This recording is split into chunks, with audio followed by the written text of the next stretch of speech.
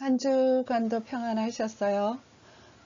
오늘은 예수님과 아기라는 큰 주제의 두 번째로 예수님과 아기의 성령 충만에 대한 내용을 말씀드리도록 하겠습니다. 아기가 성령 충만할 수 있는 존재라고 믿는 부모는 말씀이 선포되는 예배의 자리를 소홀히 할 수가 없습니다. 마찬가지로 아기도 성령 충만할 수 있다고 믿는 교회는 반드시 아기도 예배 드릴 수 있도록 배려하게 되어 있습니다. 이처럼 아기를 어떤 존재로 이해하느냐에 따라서 부모도 교회도 아기를 양육하는 목표나 방법이 달라지지요. 하나님께서 기뻐하시는 자녀로 양육하기를 원하는 부모는 오늘 제가 전하는 이 말씀에 대한 분명한 지식이 있어야 합니다. 그리고 그 깨달은 내용을 삶 속에 잘 실천할 때 큰 열매가 있을 것입니다. 잠시 기도드리고 시작하도록 하겠습니다. 하나님 아버지, 두 번째 강의 시간입니다. 오늘도 함께 하실 것을 믿고 감사와 찬양을 올려드립니다. 강의를 듣는 모든 성도들이 아기도 성령 충만할 수 있다는 사실을 말씀을 통해 분명히 깨닫는 시간이 되게 하여 주옵소서. 그래서 듣는 모든 이들이 말씀 안에서 자녀 양육에 대한 올바른 기초를 세우는 시간이 되게 해 주옵시고 각 가정과 교회에서 변화가 있도록 도와주옵소서. 예수님의 이름으로 기도드립니다. 아멘. 네, 강의 시작하기 전에 먼저 지난주 강의를 잠시 요약해 드릴게요. 간단하게 말씀드리면 같은 상황에 있었지만 아이들에 대한 다른 시각을 우리가 살펴보았습니다. 즉 예수님과 대제사장과 서기관들이 아기의 찬양에 대한 상반된 관점에 대한 말씀이었죠. 먼저 예수님께서 말씀하신 어린 아기와 젖먹이는 실제 아기들이라는 사실을 원어를 통해서 살펴보았고요. 예수님의 말씀 가운데 아기들의 찬양을 온전하게 하셨다 하는 부분에 강조를 했습니다. 즉 예수님께서는 아기들의 찬양을 완전하게 만드셔서 부족함이 없는 찬양으로 받으신다라는 의미입니다. 이것은 예수님께서는 아기도 찬양 드릴 수 있는 존재로 인정하신 것이죠. 달라스 신학교에서 성경주의를 가르치셨던 로이 비 주크 교수님은 이 부분에 대해서 이렇게 자신의 견해를 밝혔습니다. 말조차 못하는 젖먹이들의 찬양을 받으셨다면 소리 높여 호산나를 부르짖었던 67살의 아이들의 찬양도 틀림없이 예수님께 상달되었을 것이다 라고 말했습니다. 여러분이 모두가 예수님과 동일한 관점으로 아기의 찬양을 듣고 또 소중하게 여기는 마음과 눈을 소유하시기를 바랍니다. 오늘 강의 목차입니다. 서론에 이어 예수님의 탄생을 통해서 성령님은 어떤 분이신지에 대해서 말씀드리겠고요. 두 번째는 침례 요한의 출생을 통해서 아기도 성령 충만할 수 있는 존재라는 사실을 함께 알아보겠습니다. 그리고 적용과 결론으로 마무리하겠습니다. 제 강의 목표는요, 여러분 모두가 지금까지 자신이 알아온 또는 경험한 아기에 대한 이해가 아니라 삼위일체 하나님의 관점으로 아기를 이해하는 데 도움을 주기 위한 강의를 하는 것이 제 목표입니다. 몇 가지 질문을 제가 해볼게요. 여러분은 아기도 성령 충만할 수 있다고 믿으세요? 또 현재 아기를 키우시는 부모들은 아기의 성령 충만한 모습을 기대하며 양육하세요?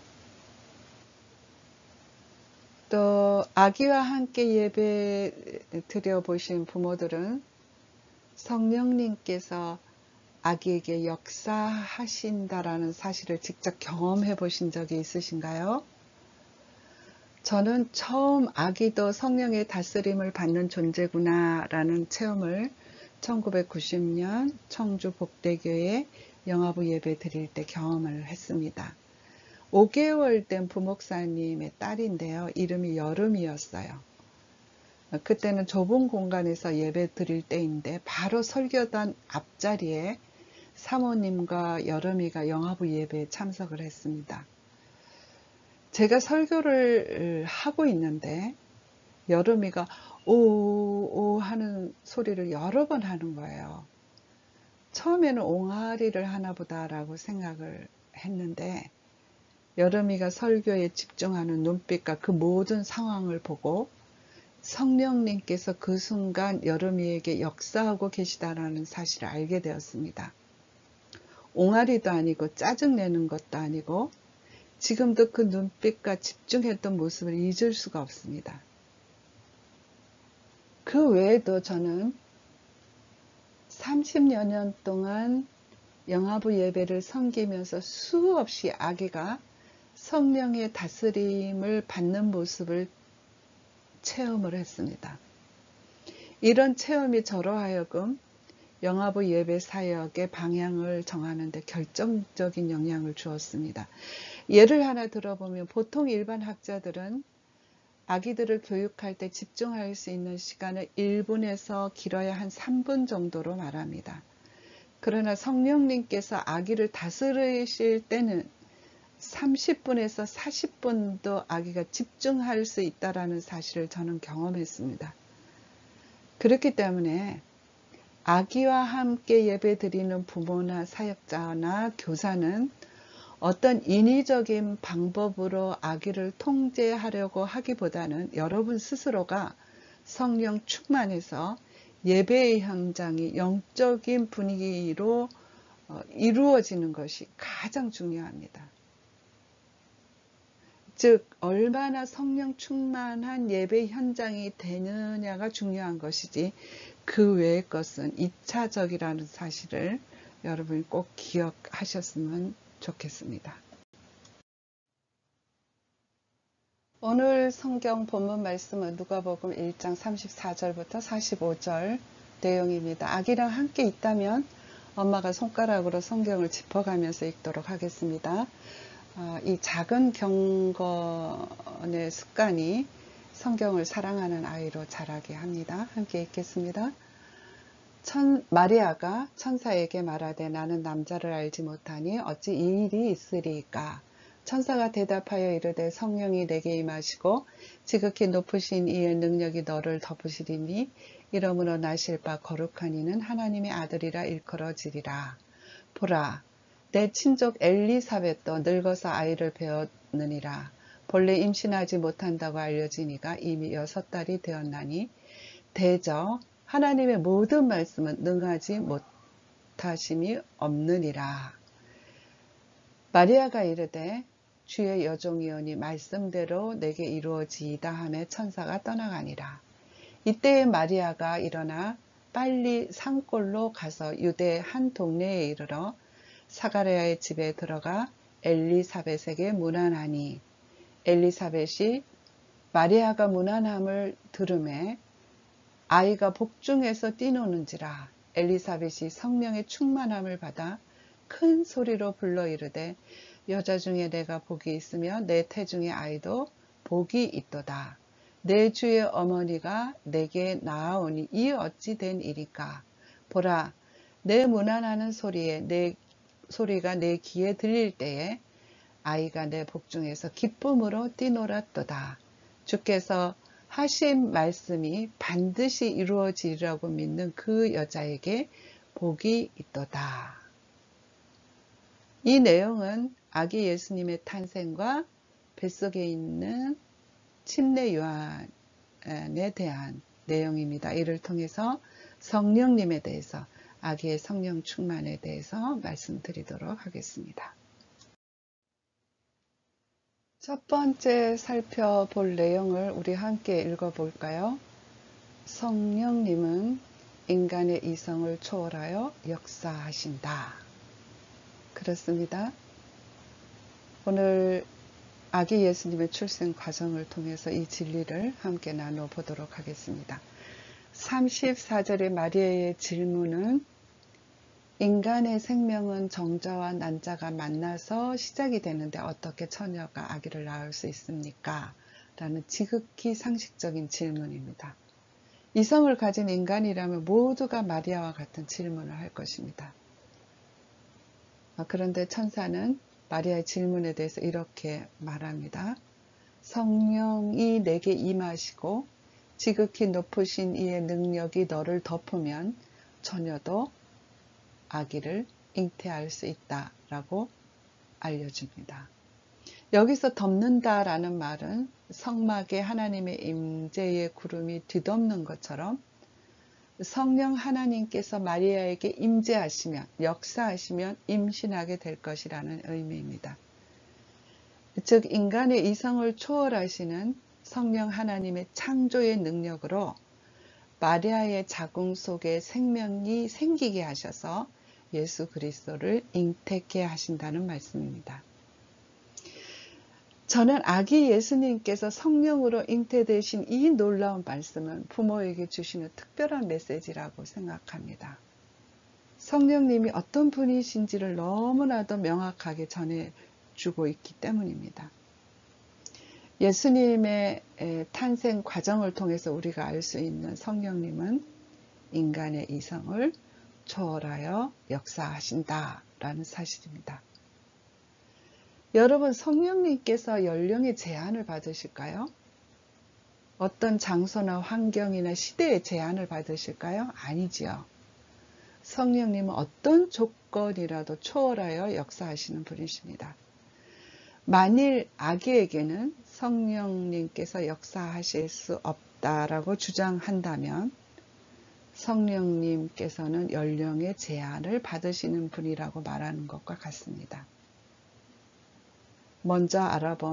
첫 번째로 알아본 성령으로 잉태되신 예수님의 출생 과정은 성령님은 인간의 이성을 초월하여 역사하시는 분이심을 분명하게 증거하고 있는 기록입니다. 아기의 성령 충만과 관련된 학자들의 의견입니다. 먼저 루터입니다. 어떤 분은 루터가 교육학자인가? 라는 질문을 갖는 분도 계실 것입니다. 여러분이 잘 아시다시피 루터는 종교개혁을 시작한 신학자이자 목사이지요. 그뿐만 아니라 그는 종교개혁 그 과정에서 교육의 중요성을 알았고 이를 바탕으로 교육적인 저술과 학교개혁에도 관여한 기독교 교육학자입니다. 제가 화면에 띄운 내용은 양금희 교수가 자신의 소논문에서 밝힌 내용입니다. 함께 읽어볼까요? 하나님의 말씀을 잘 받아들이는 것, 하나님과의 관계를 형성하는 것은 발달의 미숙으로 인한 지적, 언어적 능력에 달린 것이 아니라 어린이의 내면에 역사하시는 성령님의 역사를 통해 순수하고 의심 없이 받아들이고 깨닫게 되는 것이다 라고 말했습니다. 성령님의 역사는 어린아이들의 발달의 미숙함 때문에 오는 언어적, 지적 능력을 초월하는 분이시다 라고 밝힌 내용이죠. 그 다음은 클리포드 잉그릿은 어린이와 회심이라는 책에서 밝힌 내용입니다. 또 같이 함께 읽어볼까요? 아기는 하나님의 형상으로 빚어진 영적인 존재이며 하나님께 반응할 수 있는 잠재력이 있으므로 성령의 역사를 통해 종교적인 체험이 가능한 존재이며 하나님께 반응할 수 있는 존재이다 라고 했습니다. 사랑하는 여러분, 아기도 성령 충만할 수 있고 하나님과 교제도 가능한 존재입니다. 성령님의 역사를 연령이나 아기 발달의 미숙에 가둬두지 마세요.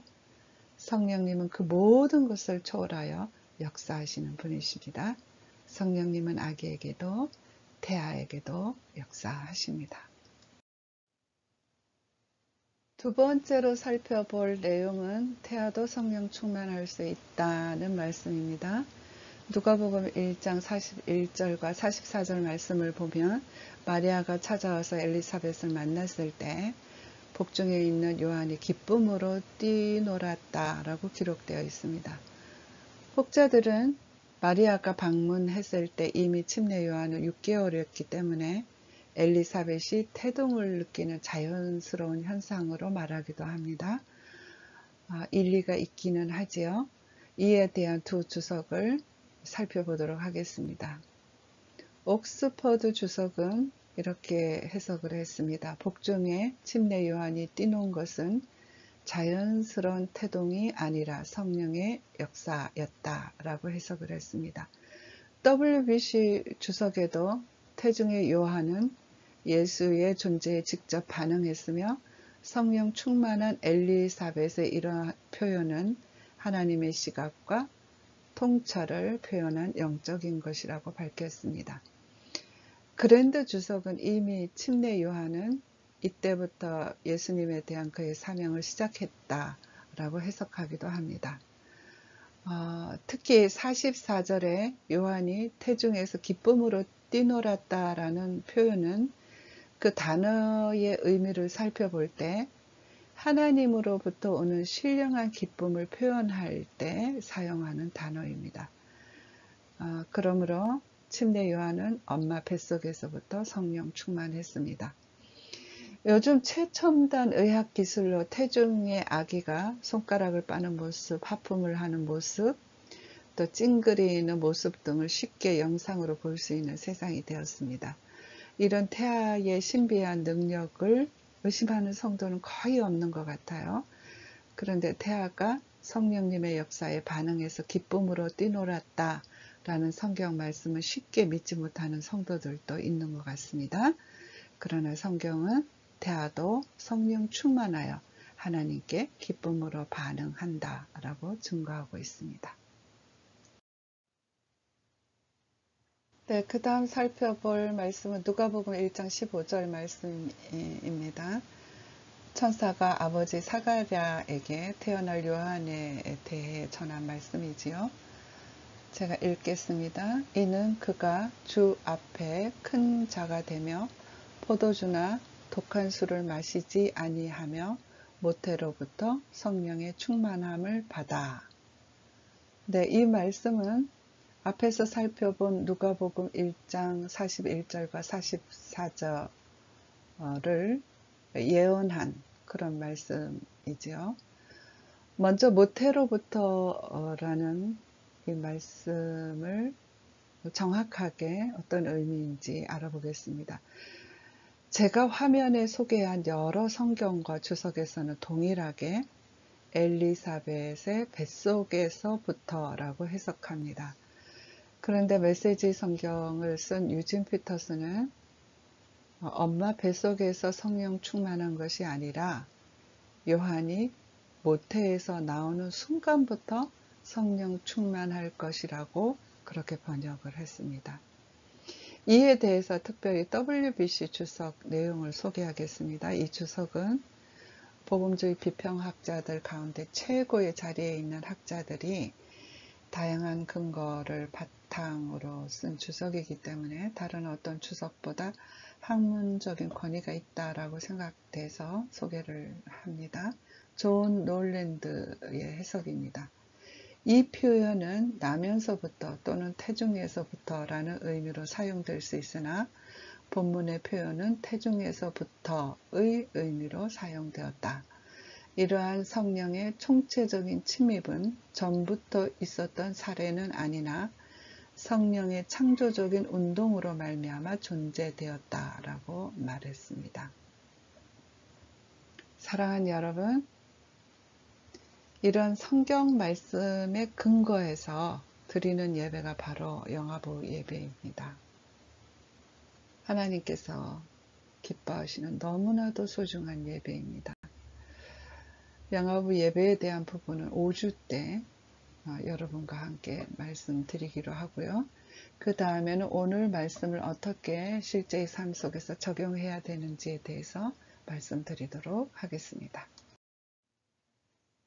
적용 첫 번째 내용입니다.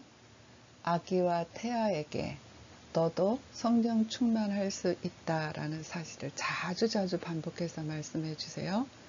그리고 또 성령님이 어떤 분이시라는 말씀도 아기에게 전해주시기 바랍니다. 제가 이런 말을 하면 아기가 어떻게 그런 어려운 말을 알 수 있겠느냐라고 반문하시는 분도 계실 것입니다. 그러나 영아기는 쉬운 지식, 어려운 지식이 문제가 안 됩니다. 제가 화면에 소개한 것처럼 아기들은 잠깐 스치면서 보고 듣고 배운 것도 입력되는 엄청난 학습 능력을 갖고 있기 때문입니다. 기억하세요. 성령 충만이라는 단어를 반복해서 듣고 자란 아기는 듣지 못하고 자란 아기보다 훗날 그 뜻을 훨씬 더 잘 이해한다고 볼 수 있습니다. 그러나 억지로 주입식으로 강요하면서 들려주는 것은 학습되는 것이 아니라 아기에게 스트레스를 주게 되는 잘못된 방법이지요. 태아와 영아의 신비한 능력에 대해서는 EBS 제작팀이 출판한 아기 성장 보고서라는 책과 동영상을 참고하시면 도움을 받으실 수가 있습니다. 두 번째 적용하실 내용은요. 특히 산모는 태아와 영적인 의사소통이 이루어지고 있음을 믿고 성령 충만함을 사모하는 그런 태교를 하시기를 바랍니다. 이원호 교수가 쓴 오늘의 태내 교육이라는 책을 보면 이런 내용이 있어요. 참고가 될 것 같아서 말씀드리겠습니다. 엄마가 담배를 피우려고 생각하는 것만으로도 태아의 정신이 어지러워진다라고 기록되어 있습니다. 산모와 태아의 정신적인 의사소통에 대한 연구 결과이지요. 영적으로도 마찬가지입니다. 그렇기 때문에 최고의 태교는 엄마의 성령 충만이라고 볼 수 있습니다.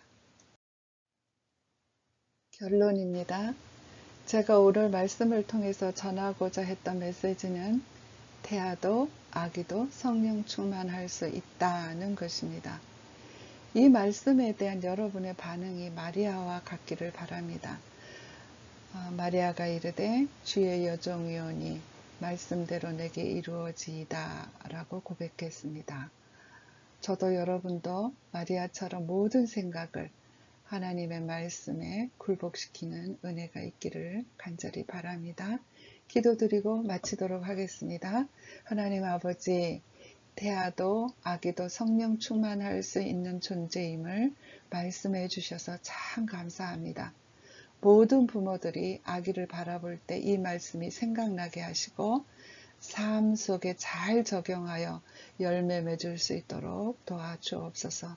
오늘도 함께 하신 하나님께 감사드리오며 예수님의 이름으로 기도드렸습니다. 아멘. 수고 많으셨어요. 다음 주에 또 뵙도록 하겠습니다.